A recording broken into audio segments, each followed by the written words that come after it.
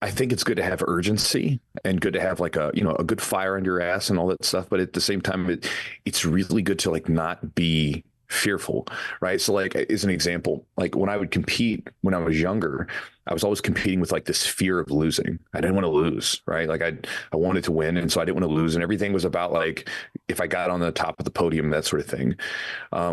Lots of urgency, lots of fear. And so the fear sort of hindered me from doing anything because you get into the match and then you're like, I want to go for this move or this technique or whatever, but I can't do it because I'm afraid. It was also like that in training a lot of times where I'd be afraid to go for things because I don't want to lose in practice. I mean, even though you don't lose in practice, right? You're training, but if you've got a fragile ego, that's the way it works. As I've gotten older, I can still have the urgency and I can still like get myself to go. And you have that, like, I don't want to call it anxiety, but that feeling of like where you're on the edge and you're like, I have to do this, especially like if you got some project going on or you just got deadlines, you just got to do it, like you were saying. But to lose the fear associated with it, I think is powerful because it's like, that's when you unlock a different level in yourself where you could go for things and you don't give a shit what happens. You're like, I'm going to go hard 100% into this like I used to, when I was burning hot, but I just don't care what the result is.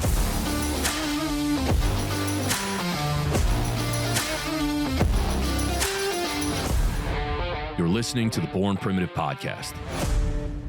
Good morning, everybody. Welcome back to the Born Primitive Podcast. How we doing, Tone? Morning, Bear. Morning. So today we have Nick Albin, better known as Chewy. He is a Brazilian Jiu-Jitsu black belt and coach. He's also kind of, got some fame on YouTube. He has a pretty substantial YouTube channel, about grappling in jiu-jitsu and improving training and lifestyle on and off the mat. He also has an ebook called Focus Jiu-Jitsu. So Chewy, welcome to the Born Primitive Podcast. Thanks for having me, bro. So I guess just to get into it, man, I have a feeling this will likely be a jiu-jitsu heavy podcast, but I think there's a lot of life takeaways that you can learn on the mat. But to kind of kick things off, how did you originally get into jiu-jitsu? What was that journey? So as I've gotten older, like, I don't know if you guys have experienced this before where you don't know why you did something at some point in your life, especially like when you're younger, you're just drawn towards something. And then later on with age, wisdom, and sort of like, 2020 perspective from looking back at it, you can say, that's how I got there. And that's why I did that. So for me, probably the way that jiu-jitsu worked is I wanted to fight in MMA because I wrestled and I really liked wrestling, and wrestling was like the first time in high school and in my young youth that I felt like this is where I belong. This is something I'm supposed to be doing. And so it led from that originally. But I think what also led to wrestling was because when I was a young kid, I was, I guess, like 11 or 12 years old. It gets a little fuzzy these days. I'm getting older.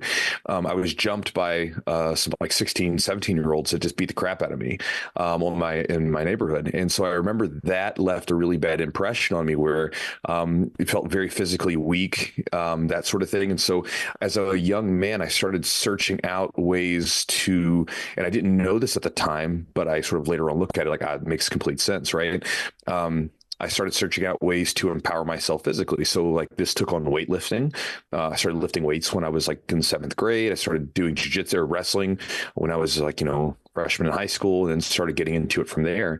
And then right afterwards, when I was getting done with high school, I sort of was come to this realization that like, without wrestling, without that sort of bond of dudes coming into a room and beating the crap out of each other, I really didn't like normal life. Just seemed very kind of like boring and not interesting to me. So I wanted to keep that going. And so I was like, well, MMA, I'll do MMA. I'll take this wrestling thing and I'll go do that. And then I got into jiu-jitsu, and then it was like this, I fought MMA. I had, fights, I fought pro, everything else. But at the end of the day, like the grappling, the jiu-jitsu was what I enjoyed most. And so that's how I got there. Nice.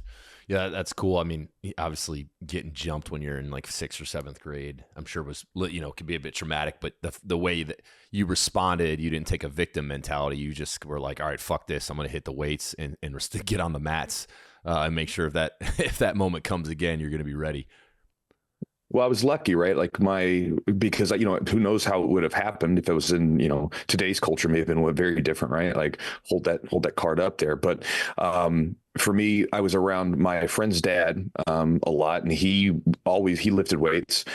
And so right after I got jumped, he's like, "Hey, why don't you come downstairs with me in the basement?" So me and my buddy would lift weights down in his basement with him, and he like showed me some basic stuff, doing basic 5x5 type stuff. And then in high school, I remember I was just kind of like, at this point, I was a big chunky fat kid because, I didn't go outside anymore. Like I was afraid to even just like leave the house myself. And so I didn't really go outside and play anymore. I was just around playing video games. And I remember one of the coaches was like, "Hey, why don't you come and play football?" So I started playing football, whatever. But then I was around a bunch of other dudes who wrestled, and all the really tough football players that we had on our team all wrestled. That was like when they were talking about how tough the wrestling was. They were talking about this, that, whatever. I remember like we would sometimes wrestle around on the football field after practice was over, and like they always could just handle everyone. And so, in my mind, I'm like, I want that, and so I was drawn to it from those people. So I always had good, like, either mentors in the sense of like, just friends or family members, but also just like big brother figures in sports that kind of drew me into a more positive outlet to take that negative situation. And Chewy, how long, because I heard you say earlier that, and I think we can all relate to this, in hindsight, it's 2020, you looking back to say like, whoa, like I see now why I chose those things. But something we've got into with a lot of high performers, usually people who are performing something physical, some ultra marathoners, some fighters, is that we get into like their fuel source or their why for why they're doing it. And you just kind of described what initially got you in. Did that fuel source, so for you getting jumped when you were 10 or 11, as you got in the sport and you spent, let's say 5, then 10 years, and you started to have the hindsight to look back and see what got you in initially, did that fuel source change, or did you transcend that eventually and say, "Hey, I'm not doing this because I'm a scared boy anymore. Like I'm doing this now for the love of jiu-jitsu"? And was that a conscious thing that happened, or did it kind of just organically work itself out as you spent more time in the sport? That's a good point. Yeah. When I was younger, there's a lot of fear, right? Everything was fear-based. So I was running away from something, right? And whether I was like trying to build myself up, I'm running away from the scared little boy that I used to be. I was running away from a negative experience that was there. Even when I got into business, like back in like when I took the leap in full 2010 to like do this stuff full time, I was running away from being poor, right? I was like, I don't want to be poor, whatever. Eventually, kind of like you were kind of alluding to, it eventually turned into something where it kind of organically worked itself out. I feel like maybe some people can run off that forever, but I feel like at a certain point, like, you have that fear it's a hell of a friggin' fire under your ass, right? Like, I mean, you're going, there's nothing like it. But at the same time, at some point you realize that you're not that person anymore. You're just like, you can't run on fear when like, you're like, what am I going to be afraid of? Like I'm a professional fighter. I can fight people. I'm not a scared little boy anymore. Like there's no reason to run with that. And then you have to change the source. So you have to change the fuel source. And so then it became more of, I want to do this because I want to do this and I want to enjoy it. And then that, you have to change that a little bit. And that was a little bit tricky because, again, when you're used to running off of one sort of thing for a long time, when you come to that sort of change in your mindset of who you think you are and your ego is kind of grappling with that, it's a little bit different, but it changed itself organically. I think it was one is like, being introspective enough to realize what's going on and thinking it through, but then also two, then recognizing that you have to kind of let go of some of that stuff, that it's no longer resourceful for you. Yeah, that's fascinating. We've had a few other, high, caliber athletes on here that it was a similar sentiment. You remember, I think it was Katie. And then even Derek. Katie Knight and Derek Wolf, NFL Super Bowl champ. Katie was talking about how, she was using like basically anger in her like ultra running, right? She was just, she ran mad for like 5 years because of a boyfriend, right? And then, Derek, just grew up in the, had a very tough upbringing, was a big old defensive lineman, big nasty motherfucker. And he would just played angry, right? Because he brought that kind of that hate into the field, which fortunately for him, I was a linebacker, that works in that sport. You can't be a total idiot, but being mad in the front seven, doesn't hurt, that's for sure. But yeah, eventually that source can change. And I think even for me, like I was the youngest. I'm the youngest of 3 brothers, and they were phenomenal athletes in high school. And then I came in, I was kind of a late bloomer. and they had this like legacy they had created. You know, they were just like all state and everything. And, you know, Matt, you know, blah, blah, blah, blah. Matt was going to play football. And then this little Hanlon rolls in, undersized, 6'1", 130 pounds, soaking wet. You know what I mean? But now you got to live up to that. Yeah, exactly. And they're like, oh, that's the third Hanlon. And I, you know, so I stepped into high school with that, and it was super intimidating. So that was my fuel. So I found the weight room and dedicated, you know, so, you know, that was how my journey went. But eventually, by the time I'm, you know, a Division I middle linebacker starting in the middle, you still like, oh, I'm an underdog. And it's like, dude, you're a 240 pound Division I linebacker. You're not an underdog anymore. Like you're past that. But even here with Born Primitive, Tony, like I think we're still underdogs because we never raised money, right? We're competing against these brands that have raised, you know, $50 million from PE firms. And we're still self-funded, like, you know, still scrappy, but eventually, like, we need to transcend that because we are a legitimate fucking company. So it's this weird, you know, that source. It's just a natural stage. I feel like like when you're in that young stage, you're burning hot, right? I mean, you think about like your youth. You're just, if you think of a season of your life, most of us, like we're full of energy. You know, we have boundless amounts of energy and we're just going hard, right? And like, that's what we have. And so I think it's a natural progression for younger people. Like when you have that, like you're going to be in that stage of friggin' just a fire going on. And you've got that fear, that anger, that nervousness, anxiety, because again, you know, the reality is you haven't proven yourself, right? And for all of us, whether we're trying to prove ourselves to the tribe around us or whatever it might be, that's an instinctive thing. They used to have rituals for that back in the day where you have to go prove yourself to be like, you are now part of the tribe as an adult. We don't do that anymore in a sort of controlled setting, but I think that we do it in some setting where everybody's, you know, is their late teenage 20s, that sort of thing. They're trying to get out there and prove themselves. And so I think it's a normal sort of stage for us to go through. You know, I don't think there's, for most of us, I don't know that you can just circumvent that you can just say, I'm just going to go and act as if I've already accomplished something. I mean, maybe you could, but it's delusion, right? Act like I've accomplished something and then get rid of all this fear and anxiety out of the gate. Because I mean, we all go through it. Well, I think what you said is so important is like you and Bear kind of touched on it too. Realize that you can use a different fuel, but keep that on the shelf. You become like a hybrid then. It's like, hey, when I need to use that or access that in a moment of like maybe extreme stress or extreme like even competition, I'm going to pull on that because it is a great short-term kind of fuel source. But especially for me, like when you have kids, when you have a relationship and stuff, it's like you can't, and you said it, Chewy, it's like if you're running hot all the time, you're going to be neurotic. You're going to be a pain in the ass to be around at times just because you're too on all the time. And when you take that and shelve it, it's like, hey, find something more sustainable for you. It's like, it can be like the love of it then, or a genuine interest in like kind of the art of it, as opposed to just like pounding on a wall trying to like break through that in the short term. So yeah, it's something I think to shelf, and that relates to anything. It's not jiu-jitsu, it's business, life, like I said, even raising a family. It's like have that to access, because I think especially as men, it's important to be able to call on that and have like a sense of urgency in certain moments. But if that's always your fuel source, it almost like you'll start to self or deconstruct if that's your primary source. Yeah, you know, it's interesting. I think about this, like going to grappling, like I think it's good to have urgency and good to have like a good fire under your ass and all that stuff. But at the same time, it's really good to like not be fearful, right? So like as an example, like when I would compete when I was younger, I was always competing with like this fear of losing. I didn't want to lose, right? Like I wanted to win, and so I didn't want to lose, and everything was about like if I got on the top of the podium, that sort of thing. Lots of urgency, lots of fear. And so the fear sort of hindered me from doing anything, because you get into the match and then you're like, I want to go for this move or this technique or whatever, but I can't do it because I'm afraid. It was also like that in training a lot of times, where I'd be afraid to go for things because I don't want to lose in practice. I mean, even though you don't lose in practice, right? You're training, but if you've got a fragile ego, that's the way it works. As I've gotten older, I can still have the urgency and I can still like get myself to go. And you have that, like, I don't want to call it anxiety, but that feeling of like where you're on the edge and you're like, I have to do this, especially like if you got some project going on or you just got deadlines, you just got to do it, like you were saying.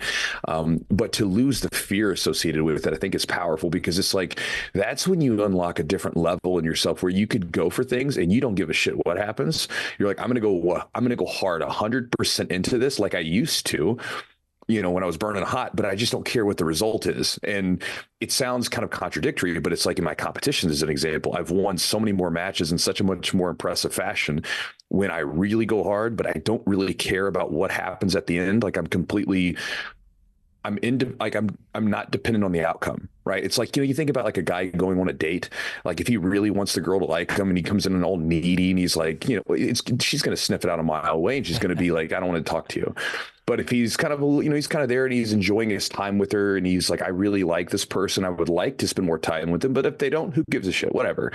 You can be a much more charismatic person because you're not so needy. And so it's the same thing. It's like you can be driven to have a positive outcome, but when it doesn't come, which happens for all of us sometimes with different things, like you're not so broken from it, and it allows you to be really aggressive towards something, but at the same time, not hindered from not being able to pull the trigger because you're hindered, you're hamstrung by the what ifs, if that makes sense. Yeah. I mean, especially in sports, to be able to harness that mentality in sports, it's like your performance will go up 10x, because if you're afraid of failure in sports, I mean, you could be absolutely paralyzed. I don't know and by the time this airs, we'll be well past it, but did you guys watch any of the Stanley Cup playoffs? Very little. Okay, well, Florida went up 3-0, right? They're about to sweep Edmonton, and Florida's never won a cup. Edmonton came back, won in Game 4. Edmonton won 8-1, right? So wow. Now the series 3-1. You're like, all right, that was a fluke. And then they won again, and then it had to go back to Florida for Game 7. And they were talking to some of the players, and it was like when they were on the cusp of winning, Game 4, or that fourth game to close out the series, they almost got gun shy because it was like they were so close to getting the cup. And then it got to Game 7, and they were finally like, all right, fuck this, let's just play hockey. You know what I mean? And they came out last night, and they were the old Florida team. And ended up, winning the cup. So you can see how like the psychology of sport, and being able to kind of have that reckless abandon mentality. I mean, man, that unlocks a whole nother level of human performance. And I think there's an analogy for people to take that mentality to other things in life too, not just sports, but particularly like in human performance, man. It's like that's so critical. But what you said, Chewy, is important there too, and it is, you even called it out. It is kind of counterintuitive and it's kind of become cliche at this point, but I think for the right reasons, is like falling in love with the process versus the outcome. Mm-hmm. Like it bends your mind when you think like, well, no, if I'm not obsessed with the outcome, there's no way it's going to happen. It's like, we're not saying that. It's like you should have an outcome that you're striving for, but then almost let it go. So like define that very clearly, then let it go and fall in love with, and here's another cliche, like fall in love with the thousands of micro moments it takes to achieve that, and trust that you're pulling yourself towards that end state. Now, I would say you should be getting little indicators that you are moving in the right direction, because if not, you certainly can be delusional. But I think what you said is so important. And I think you only get that through putting in thousands and thousands of reps to where you realize like, wait a second, I can pull that outcome like towards me without being neurotic about how to achieve it. And you used a good example even of like being around women. It's the same thing. Like if you're thinking about the outcome already, they're going to feel that, and you're going to act in a way where like people sense that. So I think that was a great call out there as well. Well, in like one of my students, he won the NAI, which is a division for, college sports, like heavyweight wrestling. He was our heavyweight wrestling champ, 3-time NAIA champ. Super, super tough. He's doing jiu-jitsu now, and I mean, he's doing great. I mean, he's like, as far as the takedowns and stuff go, he's dominating, like, everybody he comes into. But he was telling me, like, because we were talking about this when we'd be on our trips together, we're talking about our mantras, like there's mantras that we have for our matches, right? Like mine is like, no hesitation. Like, I don't care what I'm going to do, but I can't hesitate. His is, you're more than this. And I thought that was an interesting one, because you think about it, like so much of, because we all have an ego, right? In jiu-jitsu, we'll say leave the ego at the door, but like we all have one. It's who you think you are. It's why I put the food in my mouth instead of yours. But it's about being honest with what that really means. And so a lot of times what happens is like as far as accomplishments and stuff go, right, we start to sort of hold those up as that this is who we are, right? Like, oh, I'm this guy. Like, for instance, if I ask you guys who you are, oh, my name's so-and-so, and, and I do this, and this. And, even with our intros and stuff, we introduce our guests and here's what they've accomplished and stuff like that. But each one of us is more than those things. Those are things we've done. And those are like points of who we were at some point in time, but we all get older, right? Like, you were saying you were a linebacker in college, right? Like, you can't be a linebacker in football, right? You can't be a linebacker in football as you start to get in your, 40s and 50s, right? So like that person goes, but you are still here, right? And so I think that another thing too is to realize like, you can go accomplish. I mean, don't get me wrong. I'm all for, pushing and accomplishment and all that stuff. And I think people need to be driven towards stuff that they want. But like you were saying, like the focus on the process and not the end result, right, is important, because at the end of the day, every one of us is more than our accomplishments. And no matter what kind of shit you get, no matter what kind of car you drive, no matter how much money you got in the bank, you're always going to want something else, right? It's not like you're ever going to reach a point where like, I'm good, I'm done. That's it. If you're just that kind of person and you're driven to do stuff, you're always going to look for something else to do. There's no like one medal that's going to make you happy. That's why you have guys that are like 7-time world champions or something. Michael Jordan, he had all kinds of championship ring. One didn't do it. You see this over and over again. And so a lot of times I feel like people think mistakenly that if they get this thing, if they achieve this thing, that they'll be happy. That's why you see so many people chasing like materialism, right? You're like, but that's not going to make you happy. You have to be happy with what you're doing in the moment. If you can find meaning and purpose in those things that you're doing in the process-driven stuff, then again, I think everything else kind of falls in place, because you'll be driven because you have enthusiasm behind it, rather than you're just grinding to get to some point that you're not even sure why you want to be there, but you think that there's going to be like something at the end of that rainbow, so you go for it.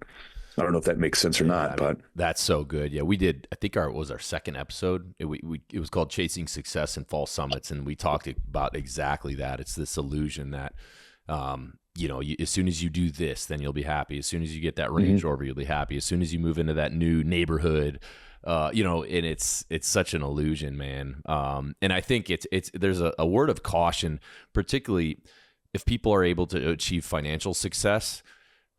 The adjustment into an upgraded lifestyle, the transition period can be cool, but you get adjusted to that new standard and it no longer renders additional happiness. And I'll give you an example. Like if you're someone that flies first class, first couple of times, you're like, this is really freaking cool.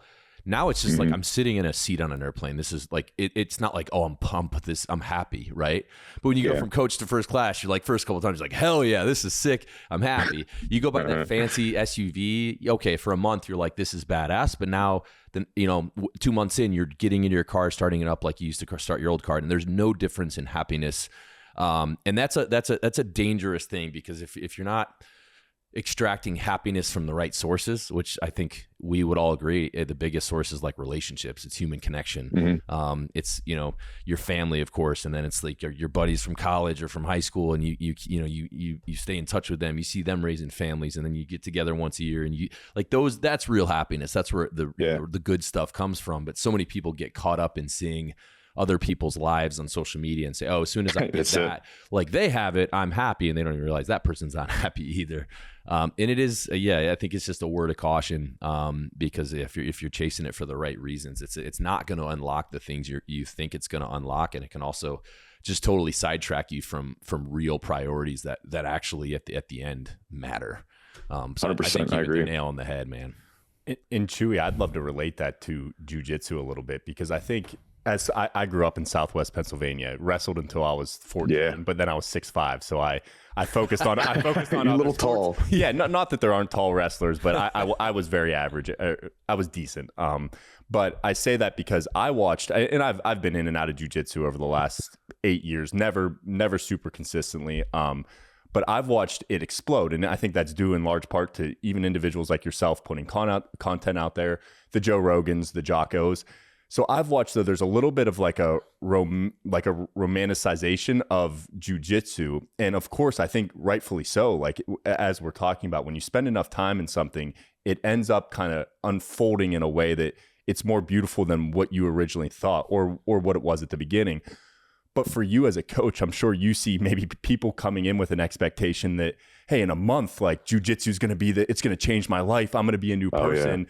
Where in reality, as we just spoke about 5 minutes ago, it's like, yeah, that happens after 7 years of putting in every single day. So how do you as a coach kind of address that and then allow people to maybe like those illusions or delusions to fall over time? Because I'm sure, unless I'm off the mark, I'm sure you've seen that as a coach now. Oh, bro, you hit the nail on the head, because, if you listen to people if you listen to anyone that's basically done anything for 10, 15, 20 years, that's kind of like an art form or some creative thing or some hot, whatever it is, they'll talk about how it's changed their life. Right. And it's not just jiu-jitsu, it's all kinds of stuff, but, a lot of really tough individuals, like they talk about jiu-jitsu changing their life and how it's, just revolutionized the way they see the world and everything else. And so you get people because they hear that and they come in and they're sold on that idea.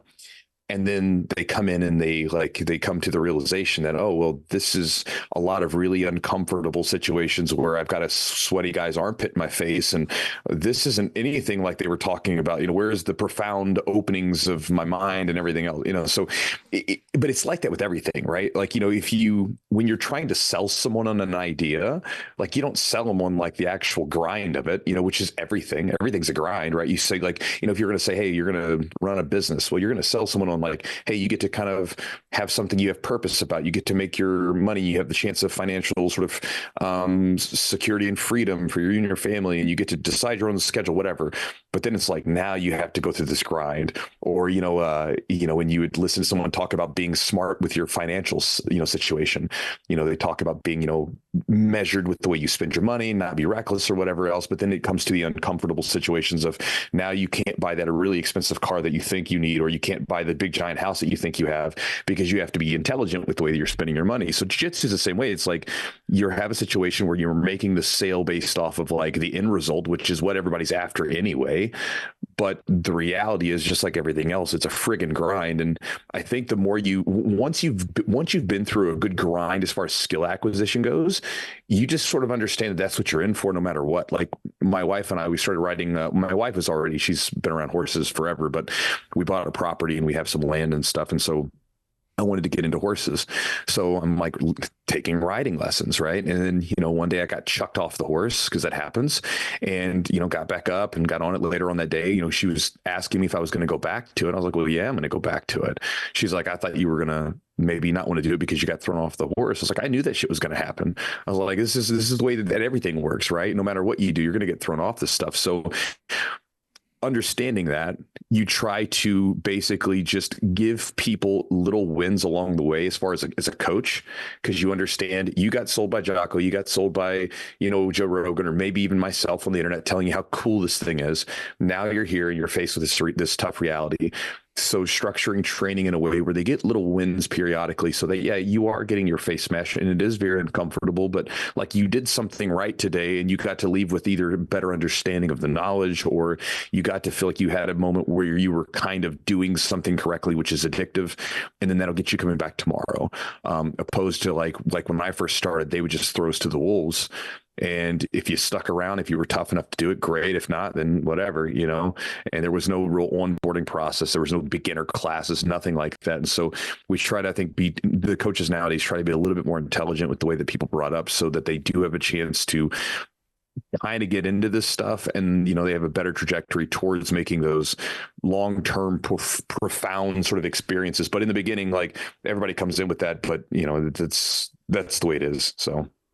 And was that something like you as a personality, I think you're kind of known for, at least the content I've been exposed to, of kind of being that person to like, and soft isn't the right word, but have an opening to be like, hey, here's how to get started in maybe a sustainable way. And culturally for you to be the guy that's like, hey, let's not be hard asses. Like, let's get people in the door. Let's expose them to jiu-jitsu in a way that like they actually want to come back and they're not just getting their ass kicked.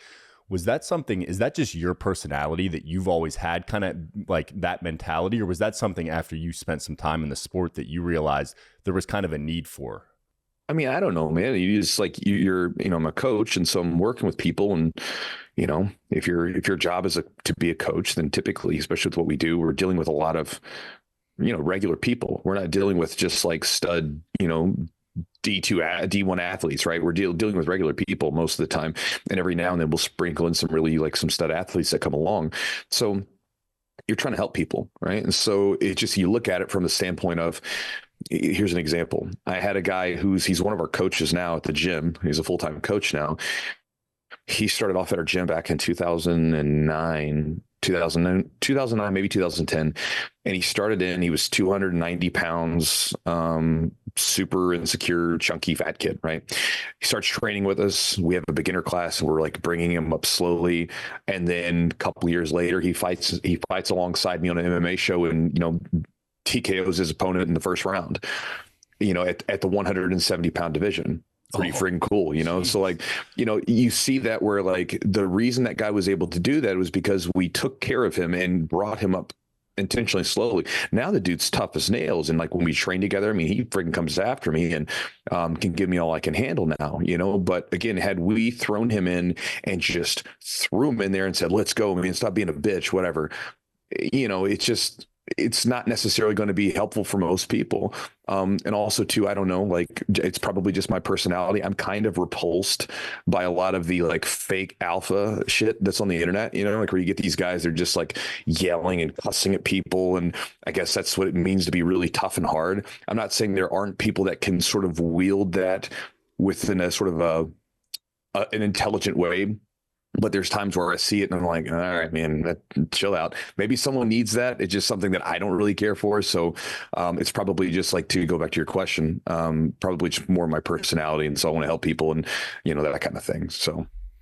Yeah, I think, the thing to pull out of that is just the grind that you talked about. That's what always ultimately makes things worthwhile in the end, right? Like if it was easy, if you could get good at jiu-jitsu in 3 weeks, then it's like, that fulfillment on the back end once you start. Nobody would care. Yeah, exactly. Then it it renders no happiness. So it's almost like in life, the worse the grind is, the greater potential happiness on the back side of it, and it's purely because of the grind, right? And 100%. When guys come into a jiu-jitsu gym, I'm sure there's a little bit of humble pie in the beginning, particularly probably like I would say a good athlete in another sport is probably the most humbling, because you think, all right, like let's take a football guy, right? And he thinks, all right, you're a tough guy. And then he outweighs a guy by 50 pounds and he gets just tied in a fucking knot. You know what I mean? He's like, holy shit, this dude's 170. He just choked me out in, 10 seconds. That's a good dose of humility to take. But it's cool to see, like, I'm sure there's so many guys or girls that have transcended that initial kind of adjustment period and then became stronger individuals on the back end. And particularly, I think for something like jiu-jitsu or anything related to combatives, or I would even say contact sports, I think as a man or even a woman, when you start to possess tools where you can now dominate most other men under normal circumstances, you should by no means become this asshole that flaunts that, but you internalize that. And at least from my perspective, there gives a lot of self-confidence.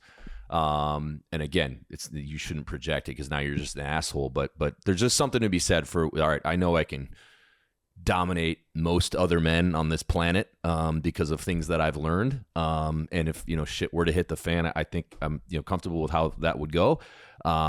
But it's just, it just, well, I guess alters your outlook. And I think, as young football players, like, when you start lifting weights and stuff, you start throwing around, you're some naive high school kid. You start to get a little of that swagger, like, oh, I'm a big tough guy now. But of course, hopefully over time it gets a little bit more nuanced and for the right reasons. And I'm sure, you seem like a pretty humble jiu-jitsu guy. You're able to kind of internalize that, and you clearly don't project that, in any way. And that's cool. I think the baddest dudes in the room is like, that's the quiet guy that doesn't look that bad, but he could fuck everybody up there. You know what I mean? And those are the guys that I look up to, Well, in 100% as far as the confidence goes, it's going like kind to your point, when I was, I guess I was a junior in high school, I didn't really realize that I was learning fighting in the sense of wrestling because it was just a sport. But I remember one day I was like walking up the stairs, and at this point I'm still sometimes getting picked on by people because I just wasn't ready to stand up for myself. I was kind of nervous and afraid. And then I remember a kid comes up, I'm walking up the stairs, and he just comes up and punches me in the chest. It was just a dude who would mess with me every now and then. And it was just something snapped, and I picked him up and double legged him off of his feet, threw him into like one of those like old style radiators that sometimes are at this school. And I remember like staring at him, and like I'm like heaving, and like I'm like, I'm getting emotional because I was like just angry. And then he's looking at me terrified as I just took him down, and he doesn't know what to do because nobody knows how to. This is like long before the UFC was around, or it was around, but it wasn't popular. So nobody knew about wrestling being a fighting or anything. And it was like that was the end of the fight. I picked him up, dumped him on his head into the old radiator with the double leg, and that was it. And I was like, oh, that was neat. I was like, huh. So then it was like there were like whole sections of the school that I would sometimes avoid because that's where the bullies would hang out. So I'm like, I'm gonna go walk down there and mess with them a little bit, Then it was like all of a sudden it was like I would go up to the bullies and intentionally sort of like, mess with them, and then they would want to fight, and I would just double leg them and start getting on top of them, and that would be it. And so I was like, eventually I backed off because I was like, okay, I don't have to be a little asshole anymore. But it was interesting to be in a place where now no longer did I have to walk around with any sort of fear because I'm like, I'm good. If something happens, I'm good. And, you can realize that you're good at something. You can realize you can fight whatever. But like you said, a lot of times the people that are the toughest, baddest dudes in the room are typically pretty chill and pretty quiet. They're usually guys that are not trying to flaunt it, talk about it or whatever. It's who they are. It's a part of them rather than being something that they're trying to like put up on a pedestal and sort of, show off like it's a nice fancy car or something. Yeah. I got a random one for both of you. Do you guys like, because I'm trying to word this the right way. Oh, here we go. I'll give it this one to you, Chewy, since you're way more capable than me or Tony in this world. Do you have to show restraint, to not get in like fights and stuff when you see other guys that are just being absolute assholes? And when you're like, I could literally tie this guy in a knot, particularly in public. And I'm not saying bars, that's like, I think that's some immature shit, guys that are just getting in bar fights for no reason. But in real instances in society where you see instances where you need to maybe right a wrong and you're like, God damn it, I could smoke this guy, but then I have to deal with this or that. Again, I know this is a random one. I'm just curious how it's good. You guys deal. Yeah, I'll give you an example. I live on the beach every summer. Probably 4 or 5 times a summer, I'll have to go down to the water because I'm literally right on the sand because people are being really loud late at night on like a Monday night. And I don't really care, but it's sound travels on water, and literally like they were playing the bass and it was like rattling my windows and then it waking up my daughter. So now I'm like, all right, I'm all for having a good time, but on a Tuesday night when you're being that much of an asshole that it's 3:00 in the morning, you're blaring the bass, and you're on a beach with houses that are clearly trying to sleep. Yeah. At some point, there's an asshole line that I'm like, okay, you are now consenting. 3 a.m.'s an asshole line. You are consenting to someone coming down and alphaing the fuck out of you and fixing the situation, right? And I'm like, where is that line? Because I'm up in my room now, fuming of like, all right, I know I can dominate that. Like, so I always try to be nice. Yeah, no, I'm following you. I always try to be nice first. I give them the opportunity, be respectful. Hey, sir, it's 3:00 in the morning. Could you turn the music down? I got a daughter. She's trying to sleep. She just woke up. And I'm always, I'm like overly nice. And then as soon as they're not nice, now I'm very unnice. And now it's the 240-pound gorilla that comes out. And now I want to put this guy into the freaking ocean. Right. But I wrestle with that because like, and I'm not I don't get around getting fights, like, you know what I mean? And I'm not that guy, but I think when you, again, not to sound arrogant, but when you possess some of those physical capabilities, it's even harder not to intervene because you're like, oh, I could fucking kill this guy. So I don't, again, this is a very like, almost I think question, but what you said was right. Walking around, how do you deal with that? Well, I mean, like, first off, like, again, to be in like first off, I wouldn't say that I'm like a nice guy, right? I mean, like, I'm a kind person, but it doesn't mean I'm nice, right? Like, I feel like nice is like I look at it as negatively. Nice is where you like it's like your buddy's like, morbidly obese and he's like getting ready to die from a heart attack, and you're really nice about, oh man, you're not that bad. It's okay. That's not a kind thing to do. It's an awful thing to do. Like, you should tell him like, look, bro, you need to fucking get your shit together because you're going to die and you're not going to see your kids like grow up. Like, that would be the kind thing to do. Not the nice thing, but it's a kind thing. So I'm a very like pleasant person to be around. And like you said, I try to be, if I ever have some sort of in sort of disagreement with someone, I will go out of my way to be like the very nice, pleasant guy for that moment. if I feel like I'm threatened in any way, then it's like 100% we're going. Like, I'm not going to wait. Like if I feel even threatened a little bit, like, don't like, we're not going to go there as much as I can. But if we do, I'm going to take care of it. Right. And I have no problem with that. Because I think, especially as men, you have to be able to draw boundaries. Right. I feel like that's what we have to do. Like, we have to be able to say, no, like, this is the line. So like, as long as you don't cross this line, we're cool. And I'm gonna be super, super cool with you. The minute you cross this line, we have problems. Right. Couple like random stories to kind of go with that. One was that I remember being at a bar. I was young, but I wasn't too young. I was like in my mid-20s. And I remember a guy bumped into me. And like we were both drunk, and we're like sitting there, and he immediately is ready to like start. He got super aggressive, and I'm like, no, he's getting ready to try to fight me. I already know how this is going to go. And then at the time, this is like 2011 or 2010. I didn't have an iPhone yet, but I saw that he did. I said, "Hey, bro, you got an iPhone?" And he looks down. I was like, "Yeah, why?" I was like, "Let me show you something real quick. And then if you want to fight me afterwards, you can fight me. Just let me show you this first." So I got him to look up one of my fights. And I was like, just look that up real quick, and then like he watches one of my fights, and all of a sudden by the end of the day, we were like drinking together and having a laugh. Right. So it was like, I was like, I don't want to fight. It's like I do this all the time. I fight all damn day. Right. Like, I don't want to fight in a fucking bar. But there's been other times where I remember, like last year, I went up to the grocery store down by my gym, and there were like these three young kids, like, I say young kids, they're probably in their early 20s, right? So they're up there and they're like yelling at this, like they have like a little old lady greeter, right? Like, I don't know what compels you to start yelling at an old woman, right? Yep. And so I just come up there, and I'm just, so I'm not mean or anything. I'm just like, "Hey, you guys need to leave." And like one of the kids, he starts kind of mouthing off. He doesn't get close enough to me. If he would have gotten close to me, I would have like put him on the ground. But he like, mouths off from a good distance away. And I just kind of sit there stoically, just quiet, just like listen. I was like, "You guys need to leave." And they eventually got up and left, because I think that a lot of times they're not used to someone, because like, I'm not afraid of you. I'm not emotional. And I think a lot of times young guys like that, or people that are like that, they're not used to being in a situation where the person is not afraid. I'm not afraid of three young punks. I was like, I'll beat the crap at all three of you guys, no problem, right? Like, and so I think they're not used to it. Now, like I said, if it was a situation where I had to fight, like there was one time where a guy did get up into my face. This is like in my early 20s, and I would still do it to this day, where he got into my face, and then he was clenched, he had his fist clenched, and I already knew where this is going. I was like, well, shit, like, he's gonna try to punch me in a second. So I just basically grabbed him by the side of his jacket shirt area, pulled him down, choked him out, let him down on the ground nice and soft, and I walked off. I didn't have to do anything more than that. And I think that's the thing about fighting, is if you fight a lot, you train a lot, you can have those moments of where you can be in those situations, and you don't have to be overly emotional. You don't have to damage the person excessively.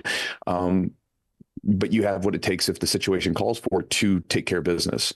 I know that a lot of my police officers that trained with me the same way, compared to their partners that don't train, they can be far more controlled and far more safe to the citizen that they have to apprehend, because they are under complete control of their emotions and how they feel and everything else. They're not afraid of the situation. They're just like, this is what we have to do. No problem. I'm going to put this guy on his stomach, and I'm going to do all this stuff. And they don't have to wail away. It's not going to end up on the internet looking terrible because they're just like battering some dude's face in the ground. They're like, we're just going to take care of business, put this guy in cuffs, boom, off he goes. So I think there's a moment, like you said, you can be nice, you can be pleasant, but when someone crosses a boundary, at the same time, you have to be able to draw a boundary. And if attacked, you got to take care of business, so. Chewy, I have a question. I had an opportunity to sit down with John Danaher and have like a 6-hour dinner with him. And he was a 6-hour dinner? 6-hour dinner. So he was up here. What the hell is a 6-hour dinner? Well, it was Are you in Europe, Tony? So it was supposed to be a 2-hour dinner that turned into a 6-hour dinner, because we were just bullshitting for so long. But oh wow, okay, cool. Yeah, and he was up here doing some stuff with the military guys, and we have mutual friends, and the conversation was great. So we sat until 2 a.m. bullshitting. And I thought he said something that I think you would have an opinion in your own experience on, that I've found interesting, even as we build out teams here at Born Primitive and just in life in general. And it was that he had talked about how his coaching style had changed from, and here's where I don't know the details of.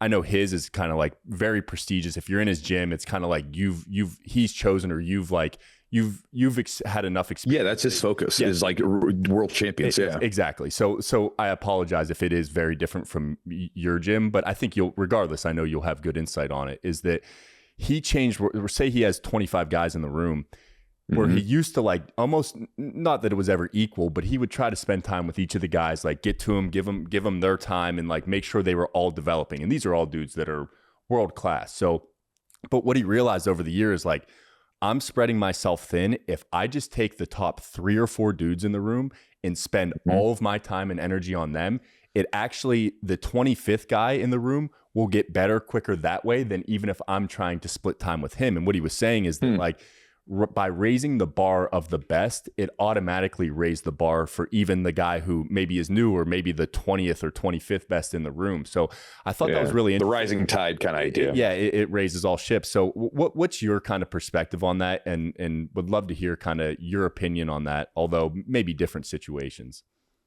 I mean, that makes sense. I mean, a lot of times if you go into a good program, you'll find that like the coaches, they're at the head, they control the culture, they control the direction of training, they control a lot of different factors. But a lot of times in a good program, you'll have a lot of freedom where you'll have a lot of the other students and people like that who are influencing the younger people that are coming up, right? I would liken it probably to say something like where you might have like a command, right? Where you have like your upper level officers, whatever. Then like, down here, it's like the sergeants are working with these guys and they have a far more like an impact on these people too. So, and then you also, depending on the situation, like I have a lot of coaches that help me teach classes, right? So they're having an impact. But even, like if I, at the end of a class, as an example, I might have a guy who has a question about a triangle. I'm not the best triangle guy. I'm not built for him, but I have a couple of students that have fantastic triangles. And so if he has a question, I was like, hey, Matt, why don't you tell him about this triangle situation so you can use those resources? And a lot of times when you go into a room, you just naturally have to rise to whatever the expected level is, right? So you just sort of end up, these, as they say, iron sharpens iron. So if people are good, you're going to be good because you're sitting there on the mats with them every day. You're learning from them. You're training with them. You don't have an option not to be. And so that idea that he said, that makes sense. I've never really put it to sort of thinking like that. I try to give people as much attention, as much as I try to help as many people as I can. But I'm always there to give more to the people that are willing to do more for it. Say they're ready for a competition, so they have to get ready for more. They need more attention, or they're coming to me after class. Hey, I need some help with this or whatever. So we stick around after class to work on something specific. And so, but that makes sense because again, anytime you're in a room, you'll naturally sort of have to rise up to the occasion of the training partners that you're around. Chewy, I'm curious with someone that wants to get into jiu-jitsu. What would you say is needed as far as a frequency of training to really see progress? I would imagine it might be a bit like guitar, right? Where it's like, unless you're doing it at least a couple days a week, you're really just going to be stagnant because it's perishable skills, in particular in the beginning. There's a lot to learn. So if you had to just give like advice, do you think something like twice a week is enough for someone to really make progress? And because I think the great thing about jiu-jitsu from just a self-defense standpoint, if you have just a basis of jiu-jitsu, you're going to be better than 99% of the humans on the earth right off the bat. And obviously, if you go up against someone who's better in jiu-jitsu, maybe that's not so relevant, but the number of people that are actively participating in it is not that much. So I think for a lot of people, just from pure self-defense standpoint, getting that solid foundation, understanding leverage and, all those other things that you learn pretty early on. What advice would you give for someone that's like, man, I've always wanted to try that. But like, I don't know if, some people might be envisioning, I got to go in there 5 days a week and it's 2 hours, a night, and I got the kids and this and that. But what would you recommend, from a realistic standpoint of someone that could actually see good progress as long as they were consistent kind of week to week? I mean, it depends on the person, right? Obviously, like a former athlete is going to pick up faster than say a non-athlete because of the neuromuscular connections they've made, that sort of thing. But just sort of the average person, we'll say, for instance, like an average person who has a career, they have a family, and they just want to do it for like a hobby / self-defense / thing. A couple times a week is more than fine. And honestly, early on, one of the things that you have to be careful with is that people sort of will say get bit by the bug. They start training and then they want to train like all the time, and they can quickly run into injuries because it's hard on the body. And so it's good to have a little bit of time in between, because again, we're not playing patty cake.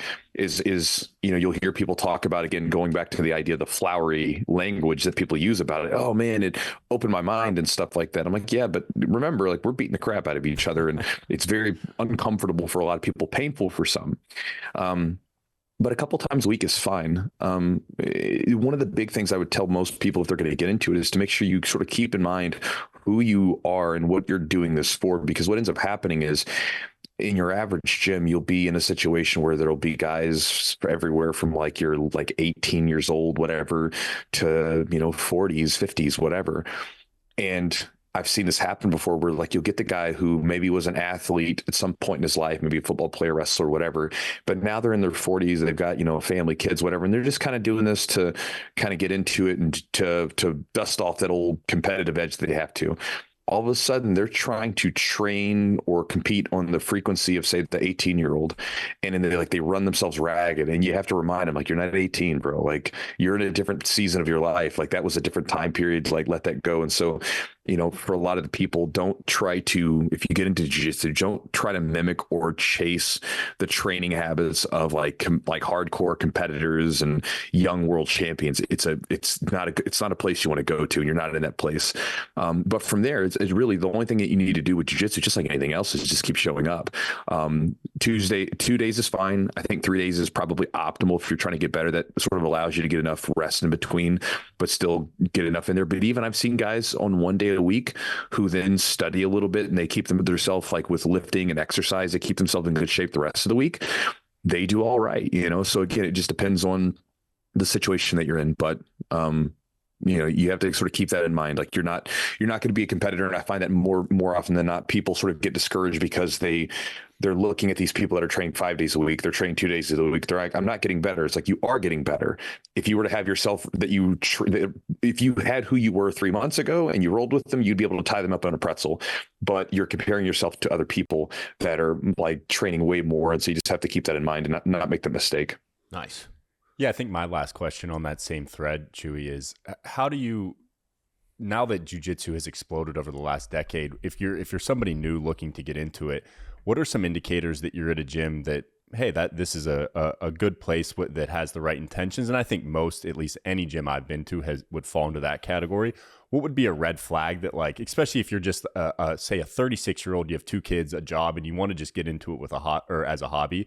What would be some red flags that, like, hey, this might not be your gym? Because I have actually heard some horror stories of people that ended up at gyms where there was just a lot of ego. It was way too aggressive for them, but they spent 6 months there until they realized, like, damn, this is just not for me.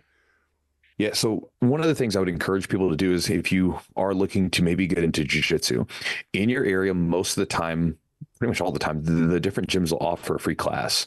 So you can just go try it. Go try the gym, talk to the people, see what kind of vibe you get from those people. You can learn a lot by just going into a place like, and just seeing how they respond to you, what the training looks like, that kind of thing. It's worth doing, right? And then let's say that you go into a gym and you start training for a while. One of the big things is that you need to hold your coaches to the same standard that you would hold anybody. One of the things that you have a lot of times is that you'll have a guy who's like a black belt or something, right? And will somehow sort of give this person a disproportionate amount of respect that isn't deserved, right? Because it's like, okay, you did, like, basically a black belt means you train for a really long time. That's what it means, right? You're probably decent, although sometimes not, right? Sometimes there's some black belts that aren't that great, but most of the time you're pretty good at this stuff. But you're good at a skill, right? And that's what you're good at. It's like when we care about, I'm sorry, get off topic. it's a skill, right? And so the thing is, I've seen a lot of times where people will see red flags and they're all over the place, like, and they don't say anything to the coach. They don't leave the gym because they're, well, like, my coach is this really good world champion. Like, who gives a shit? Like, he's touching little children. Like, that's never okay, Or I got a message from a guy, just the other day. He sent me a message last week and we were talking. And his coach is like kind of doing some kind of weird, shady stuff with some younger students, right? And, he was like, I was like, he treat him like a normal person, right? They're just a normal person that's good at the skill. That's it. And then he sends me a message like yesterday, and it was like the guy, I guess, is under investigation now from the police because of stuff with minors. So it's like, of course, right? Like, so there's red flags. They're just like normal red flags. And if your gut's feeling a little funny, if you feel like your coach is doing something wrong or your gym's doing something wrong, then don't be afraid to leave. That just do it. I mean, I left my first gym for not with reasons of like that kind of stuff, but other reasons where the coach was sometimes taking advantage of the students and was doing things that I thought were really shady. And it felt initially like a divorce because I was leaving a gym and all the friends and everything else. But in the end, it was like the best thing and made my training much better. And I went to a much better environment. So take your time to decide on the gym that you're going to train at. Try to find a place that's cool for you. But when you're in a place, like if you start seeing red flags pop up, don't be afraid to either address them with the coaches or anybody else. And then if something happens, don't be afraid to leave if it's not something that you're comfortable with. Because sometimes people just sort of go along with everything because it's just easier than having the conflict of leaving or saying something. Yeah, it's great advice. Oh yeah. Yeah. It's kind of like CrossFit gyms, man. It's like, you never know what you're going to get. And for someone who's never done CrossFit, you have no idea, right? Yeah. If you've been into a million CrossFit gyms and you go in there, you're like, okay, this is complete. This is horrible. Or, hey, this is a really well-run establishment. The coaches are awesome. They know what they're doing. The programming's awesome. So yeah, I think just following your gut's probably the best advice, because if you don't know what you don't know yet, that's pretty much all you have to go off of. So you got anything else, Stone? No. Cool. No. Well, Chewy, hey, thanks so much, man. We appreciate you giving us a little bit of your time. I know you're a busy man, and congratulations on everything you've accomplished. And just for the viewers, particularly for those that like to roll, make sure you check out Chewy on his YouTube channel. It's called Chewjitsu, and then his ebook, Focus Jiu-Jitsu. And, of course, he's on social. His Instagram is Chewjitsu. And good luck with everything, Chewy, and let us know if you ever need anything, bud. All right, man. Take care, fellas.